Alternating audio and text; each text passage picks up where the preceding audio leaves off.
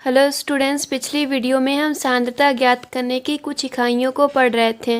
अब हम लास्ट दो और इकाई पार्ट्स पर मिलियन और मोल प्रभाज को यहाँ देखेंगे।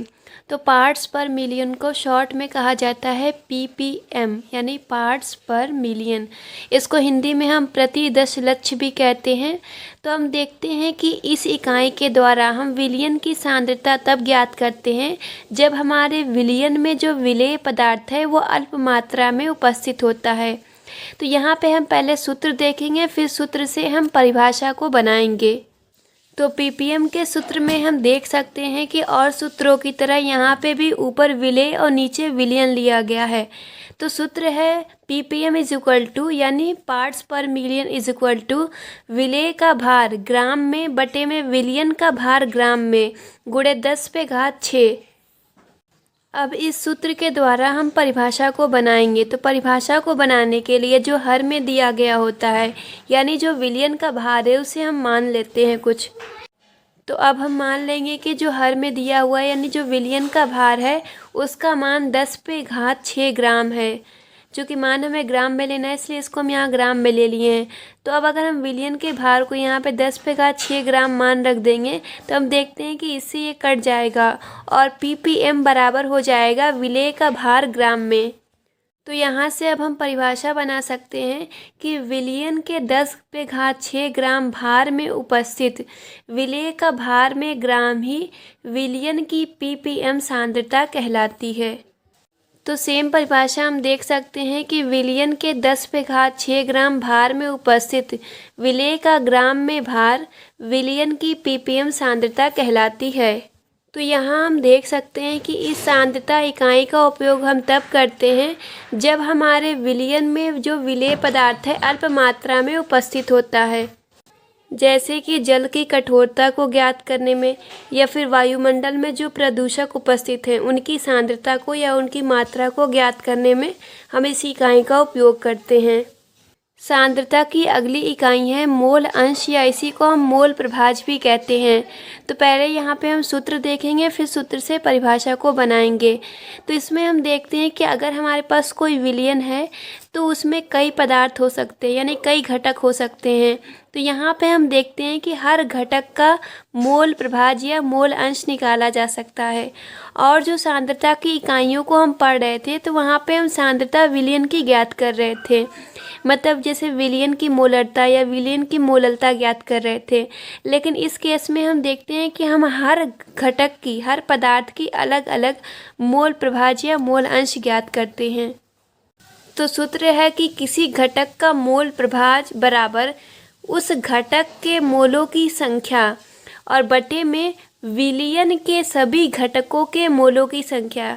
मतलब जिसका भी मोल प्रभाज लेना होगा, ऊपर हम उसके मोलों की संख्या लेंगे और नीचे हम देखेंगे कि विलयन में जितने भी घटक हैं सभी के घटकों के मोलों की संख्या को निकाल कर जोड़ देंगे।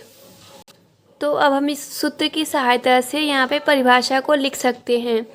तो हम देख रहे हैं कि किसी विलयन में उपस्थित किसी घटक का मोल प्रभाज उस घटक के मोलों की संख्या और विलयन में उपस्थित सभी घटकों के मोलों की संख्या के अनुपात के बराबर होता है। यानी जो सूत्र लिखा हुआ था उसी को हम परिभाषा के रूप में लिख दिए हैं। तो अब यहाँ पे जो हमारा सूत्र दिया हुआ है उसको हम और अच्छी तरीके से समझेंगे। तो मान लेते हैं कि हमारा जो विलयन है उसके दो घटक हैं, एक घटक ए है और एक घटक बी है। मतलब कि दो पदार्थ ए और बी से मिलके हमारा विलयन बना हुआ है।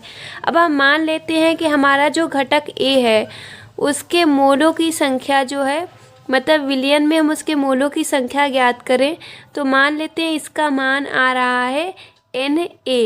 ए हम यहाँ पे नीचे एन के साथ लिखे हुए हैं। और मान लेते हैं बी के मोलों की संख्या जो है वो Nb है। तो हम यहाँ पे देखेंगे कि हमारे पास दो घटक हैं और इन दोनों घटकों का हम अलग अलग मोल प्रभाज ज्ञात कर सकते हैं। तो यहाँ पे अगर हम घटक ए का मोल प्रभाज ज्ञात करना चाहते हैं तो हम सूत्र से देख सकते हैं कि हमें ऊपर इसी घटक के मोलों की संख्या लिखनी होगी।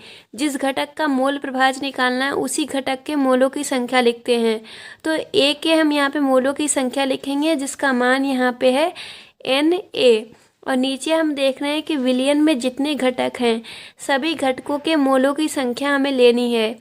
तो विलयन में यहाँ पे 2 घटक हैं, तो हम दोनों घटकों के मोलों की संख्या को लेंगे, यानी यहाँ पे हम लेंगे Na प्लस Nb।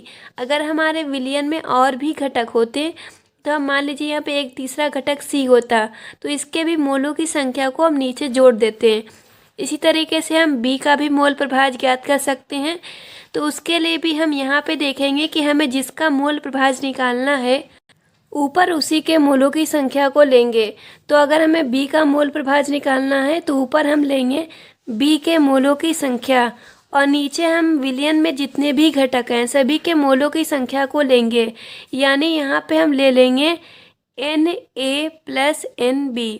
तो इसी तरीके से हम करके किसी भी प्रश्न में हम विलयन के अलग अलग घटकों के मोल प्रभाज को ज्ञात कर सकते हैं।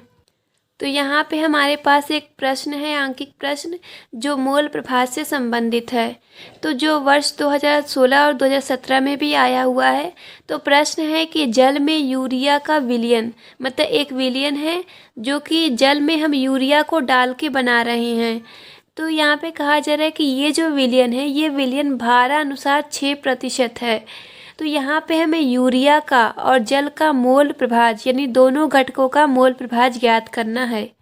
तो मान लेते हैं कि जैसे हमारा विलयन है वो 2 घटक इसमें है, यूरिया और जल। तो मान लेते हैं यूरिया जो है उसको हम घटक A कह रहे हैं और जल को हम घटक B कह रहे हैं। तो यहाँ पे हम यूरिया के मोलों की संख्या निकालेंगे जिसको हम Na से दिखाएंगे और जल के मोलों की संख्या निकालेंगे जिसको हम Nb से दिखाएंगे। फिर जब हमें मोलों की संख्या ज्ञात हो जाएगी उसके बाद हम इस फॉर्मूले का यूज़ करके हम यूरिया का मोल प्रभाज और जल का मोल प्रभाज ज्ञात कर सकते हैं। तो यहाँ पे हमें मोल प्रभाज ज्ञात करने के लिए मोलों की संख्या को ज्ञात करना है, लेकिन उससे पहले हम देख रहे हैं कि हमारे क्वेश्चन में दिया हुआ है कि विलयन भारानुसार 6% है। तो इसका क्या अर्थ है इसको हम देखते हैं। तो यहाँ पे 6% का अर्थ ये हुआ कि अगर हम पूरे विलयन को, यानी विलयन जो जल और यूरिया दोनों को मिलाने से बना हुआ है, उसके भार को अगर हम मान लें कि ये 100 ग्राम है, क्योंकि यहाँ भार अनुसार दिया हुआ है इसलिए हम यहाँ पे भार को मान रहे हैं।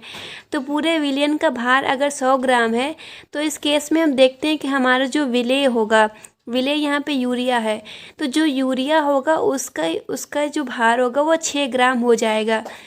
तो यहाँ पे जो भी प्रतिशतता दी जाएगी 100 ग्राम में विलेय का भार उतना ही कहलाएगा। तो अब हम यहाँ पे देख सकते हैं कि हमारा जो विलयन है जो पूरा 100 ग्राम का है वो जल और यूरिया को मिलाने से बना हुआ है। तो अब अगर यूरिया का भार यहाँ पे 6 ग्राम है तो हम देख सकते हैं कि जल का भार निकालने के लिए हम पूरे भार में से यानी 100 में से यूरिया के भार को यानी 6 ग्राम को माइनस कर देंगे, यानी 94 ग्राम जो होगा वो जल का भार हो जाएगा। तो अब हमें यहाँ पे भार ज्ञात हो चुका है। अब हम मोलों की संख्या को ज्ञात करेंगे। तो मोलों की संख्या का फॉर्मूला होता है, जिसके भी मोलों की संख्या को निकालना है हम ऊपर उसका भार लेते हैं और नीचे हम उसका अणु भार लेते हैं। तो भार हमने ज्ञात कर लिया है। अब हम अणु भार देखते हैं, फिर उसके बाद हम इसके मोलों की संख्या को यानी Na को और Nb को ज्ञात कर लेंगे। तो यहाँ पे हमें यूरिया के मोलों की संख्या को ज्ञात करना है, जिसमें हम देख रहे हैं कि यूरिया का भार और अणु भार ज्ञात होना चाहिए। तो यूरिया का भार हमने निकाला था, यहाँ पे है 6 ग्राम, और यूरिया का अणु भार निकालने के लिए हम देखते हैं कि इसका पहले फार्मूला क्या होता है। तो यूरिया का जो फार्मूला है यानी अणु सूत्र है वो है NH2CONH2। तो इसी फार्मूले में हम देखेंगे जितने भी परमाणु हैं सबके परमाणु भारों को जोड़ देंगे तो अणु भार ज्ञात हो जाएगा। तो पहले है नाइट्रोजन, नाइट्रोजन का परमाणु भार होता है 14। फिर है हाइड्रोजन, हाइड्रोजन का परमाणु भार 1 होता है, लेकिन 2 हाइड्रोजन है यहाँ पे, इसलिए हम यहाँ पे 2 का मल्टीप्लाई कर देंगे 1 में। फिर है कार्बन, कार्बन का परमाणु भार 12 होता है। फिर ऑक्सीजन है जिसका परमाणु भार 16 होता है। फिर उसके बाद फिर से नाइट्रोजन है जिसका परमाणु भार 14 होगा, और फिर हाइड्रोजन है जिसका परमाणु भार 1 होता है, लेकिन 2 हाइड्रोजन के लिए हम 2 से गुणा कर देंगे। तो अब अगर हम सभी मानों को जोड़ देंगे तो यहाँ पे हमारे पास आ जाएगा 60, यानी यूरिया का जो अणु भार है वो 60 हो जाएगा। तो अब आगे हम यूरिया के मोलों की संख्या को ज्ञात करने के लिए ऊपर हम यूरिया का भार लेंगे और नीचे हम यूरिया का अणु भार लेंगे। तो ऊपर भार या द्रव्यमान हमने देखा 6 ग्राम था और नीचे अणुभार हमने निकाला 60 था। तो ये से कट जाएगा और मान आ जाएगा 1/10 या फिर इसको हम लिख सकते हैं 0.1 मोल। तो यहाँ पे यूरिया के मोलों की संख्या यानी Na का मान ज्ञात हो चुका है। अब हम Nb का मान ज्ञात करेंगे, उसके बाद हम मोल प्रभाज के सूत्र का उपयोग करके मोल प्रभाज को ज्ञात कर लेंगे। अब आगे हमें जल के मोलों की संख्या ज्ञात करनी है, जिसके लिए हमें जल का भार और जल का अणुभार ज्ञात होना चाहिए। तो जल का भार पीछे हमने देखा था 94 ग्राम आया था और जल का अणुभार निकालने के लिए हम देखते हैं कि इसका अणुसूत्र क्या है। तो इसका अणुसूत्र होता है H2O। तो यहाँ पे हम देख रहे हैं 2 हाइड्रोजन और 1 ऑक्सीजन है। तो हाइड्रोजन का परमाणु भार 1 होता है और 2 हाइड्रोजन के लिए हम 2 × 1 कर देंगे और फिर ऑक्सीजन का परमाणु भार 16 होता है। यानी हाइड्रोजन का H2O का जो अणुभार होगा जल का वो 18 आ जाएगा। तो जल के मोलों की संख्या का सूत्र हो जाएगा जल का भार या जल का द्रव्यमान बटे में जल का अणुभार। तो जल का भार यहाँ पे हम देख सकते हैं 94 ग्राम है और जल का अणुभार हमने निकाला है 18 है। भाग देने पे इसका मान आ जाएगा 5.22 मोल। तो जल के मोलों की संख्या का मान ज्ञात हो चुका है। अब हम जल का मोल प्रभाज ज्ञात करेंगे। तो मोल प्रभाज को हम काई से प्रदर्शित करते हैं।